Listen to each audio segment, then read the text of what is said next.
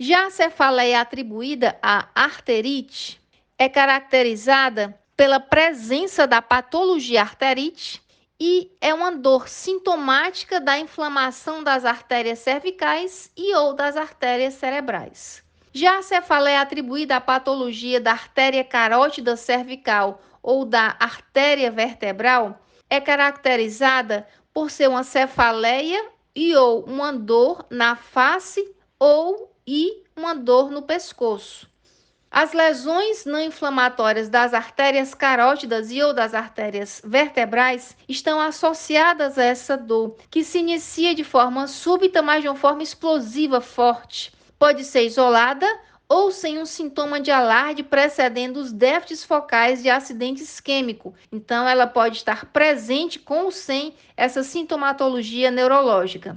Ainda dentro deste subgrupo, tem-se a cefaleia atribuída à trombose venosa cerebral, caracterizada, por sua vez, pela presença da patologia trombose venosa cerebral. Mas a dor em si não tem características específicas, pois é frequentemente difusa, progressiva e grave, pode ser unilateral, de início súbito e explosivo ou do tipo enxaqueca.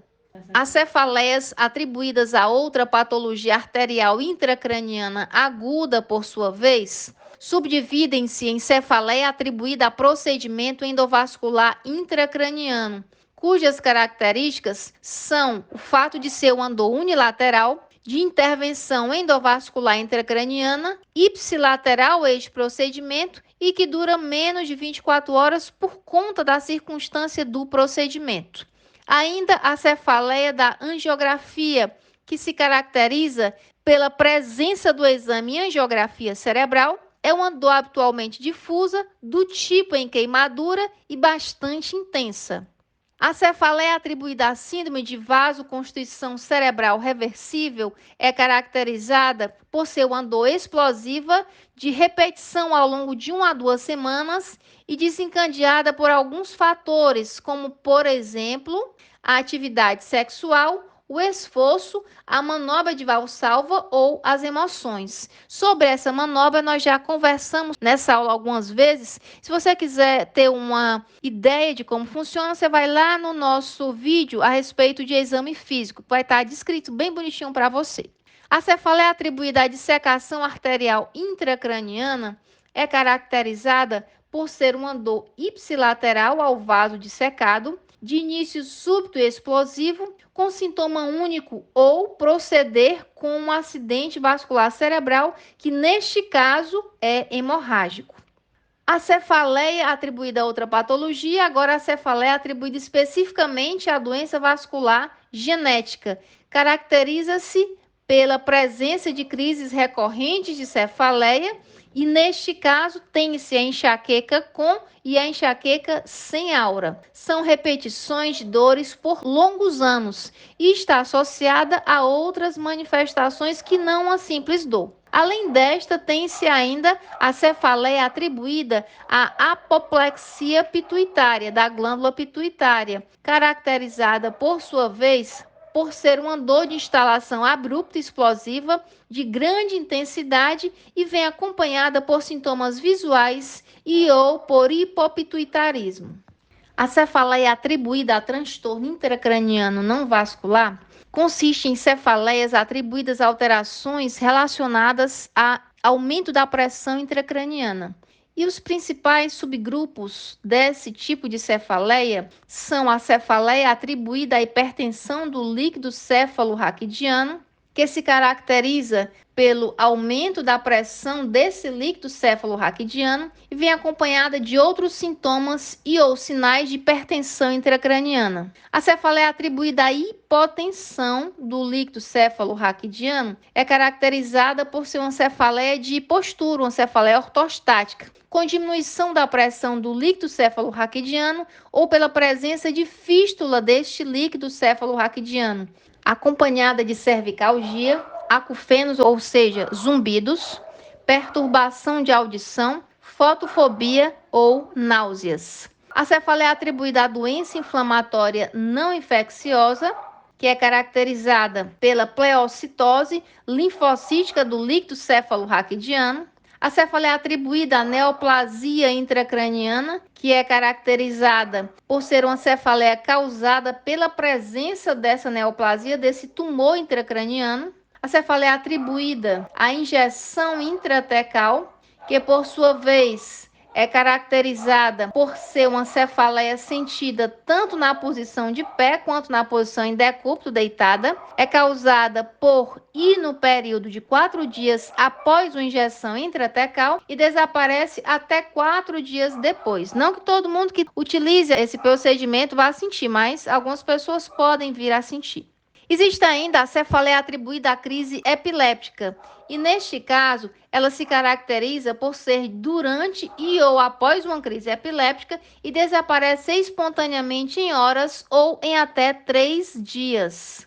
A cefaleia atribuída à malformação de Chiari do tipo 1, também temos um vídeo sobre Chiari, é caracterizada a cefaleia por ser uma dor occipital ou suboccipital, de curta duração, ou seja, menos de 5 minutos, desencadeada pela tosse ou pela manobra do tipo valsal.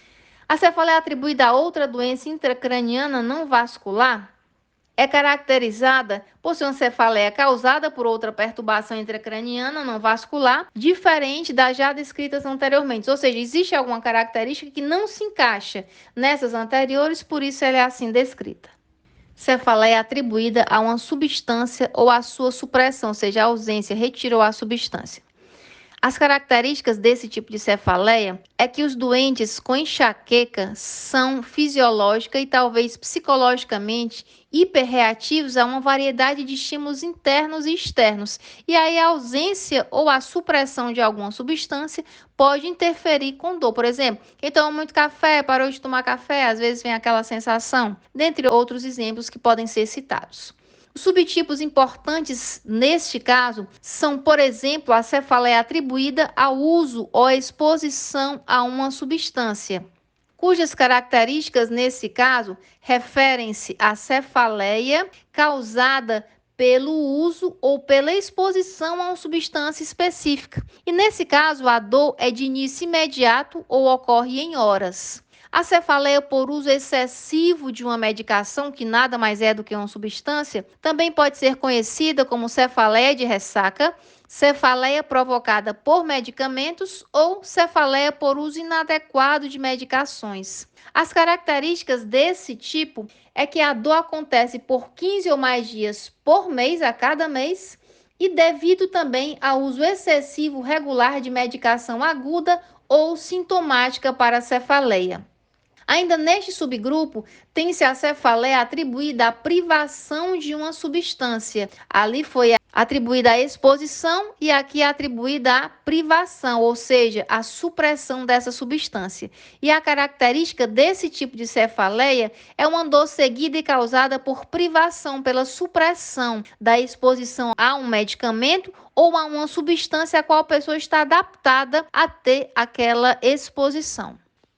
Cefaleia atribuída à infecção.